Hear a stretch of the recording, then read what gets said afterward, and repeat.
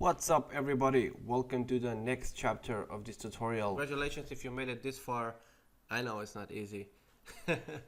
Anyhow, so for this one I decided to go set up some lights, test the atmosphere, see what's visible, what's not, where can I hide stuff, where should I should say focus all my attention and that kind of stuff. For my render engine I chose Arnold for this one because I love the new shaders they put in Arnold 5, and I just like using Arnold whenever I can.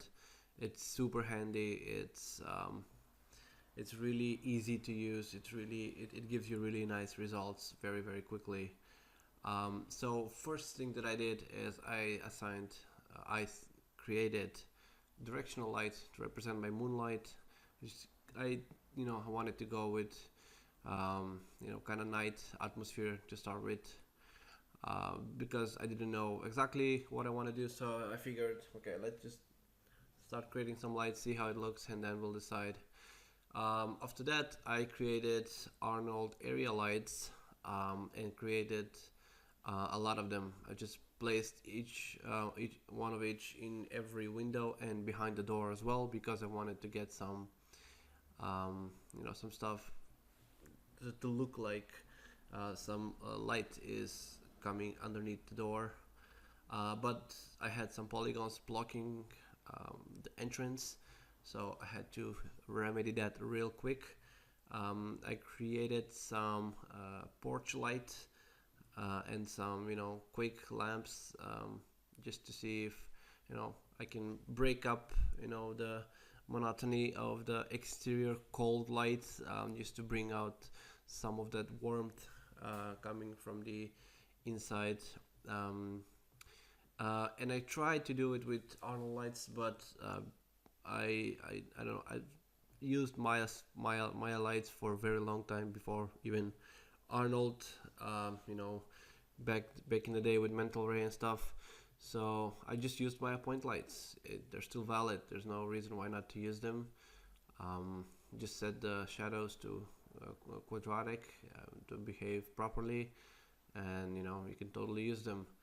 But two of them were a bit too extreme, so I kinda went and created one, just positioned it in the middle, did some test renders, and I was pretty happy with how it started to turn out. But something was missing, and that was atmosphere. So I created in the render globals.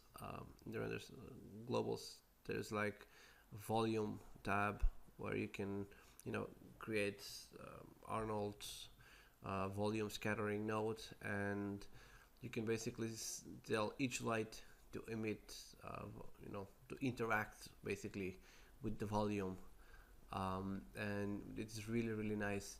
And Arnold's IPR is just amazing. You can pretty much see what you're doing real time. Like even with my recording, you can see my scene updating really fast, which is amazing, because you need that kind of interactivity when you're setting up your lighting.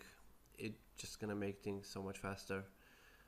So then after that I started thinking, okay, how can I make this more interesting? So I started thinking, well, I have a warm light coming from the from the inside of the house. Maybe I can have some warm light hitting that tree, or maybe a little bit of the bridge, because in the real scene, the porch light, what am I talking about? The interior it's quite far, but from camera they look pretty close. So I just thought of cheating that a little bit and adding a little warmth. And then this one made a big difference. I duplicated the window lights, set them outside, and pointed them to shine towards the house. I toned down the intensity and I made them a little bit more saturated, which made a really cool bloom type of effect around the window, which I really liked. And yeah, it just makes things a little bit more interesting. So after that one, I just started adding rim lights, just to see if I can, paint light basically on the house, so I can separate it from the background, because I knew that I was going to have trees and you know other elements behind the house. So I just wanted to make something that will separate the house from the background. um, then because I knew that snow is going to be such a big deal, I just duplicated the rooftop mesh and kind of moved them up a little bit, and started shaping it and extruding it just to make it look as if there was a snow on the house, because I knew that if I set the intensity of my light too bright when I create my snow shader, it may be blown out. So I wanted to avoid that, and very early on to establish my snow. Um, at this point, my snow shader was very, very basic.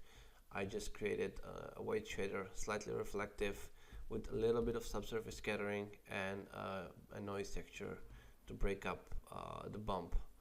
And that was pretty much it. I created sampler info node that I piped into the color of the shader to give that Fresnel look. It was going from bluish purple to white. It's like very, very old trick, but it works. So yeah, I think we're getting pretty close to being done with this chapter. In the next one, we're gonna go ahead and continue modeling the details of the house, and just adding stuff to make it more interesting. And as you'll see, a lot of things will change as we go along. And even this lighting, like I'm right now adding like HDRI to see if I can get some fill lights to work for me, make things a bit more Christmassy, more fantasy type looking. And I end up changing all of this except for the interior light. In the end I end up switching to daylight scenario, which is perfectly fine, because this is all process development, so it's bound to change. Anyhow, I'm tweaking the shader, and yep, I think we're about to wrap this up. Thank you for tuning in. This was a bit shorter than usual, but I will see you guys in the next chapter, where we will continue our modeling and the fun. I hope you have fun watching all these tutorials. If you have any comments or any suggestions, please let me know in the comments below. And as always, thanks for watching. Bye.